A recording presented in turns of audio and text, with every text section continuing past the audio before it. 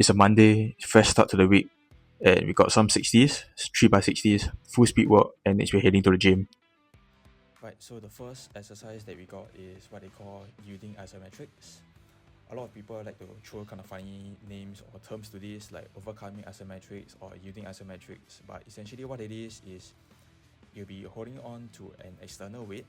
It's going to pull you down, and your job is essentially to resist it and hold it for a duration of time, in this case 30 seconds.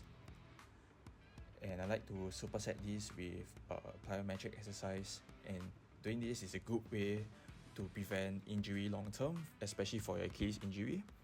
And if you're coming back from an Achilles injury, this combination is a good way for you to get back to shape.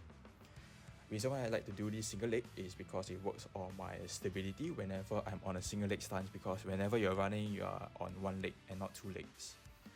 Next, moving on to the compound lifts, here we have back half squats, one of my favorite exercises to do. I would love to go down a little bit lower on this. In this case, I was doing a little bit more than 90 degrees of knee flexion, but this will be something I'll work on the next session. Here we have seated squat jumps, which I didn't mention before. I always superset this with the back squats.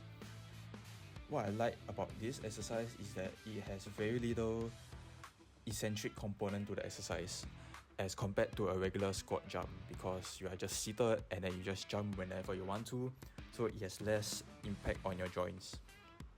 Next, onto the Olympic lifts. Here we have hang cleans, also one of my favorite exercises to do. This is an increment from what I've been doing last week. I've been doing 70 kg with 5x5 as well, so this is actually a 5 kg increment to this. Next, on to the seated calf raise. Again, I always like to do this for my soleus strengthening.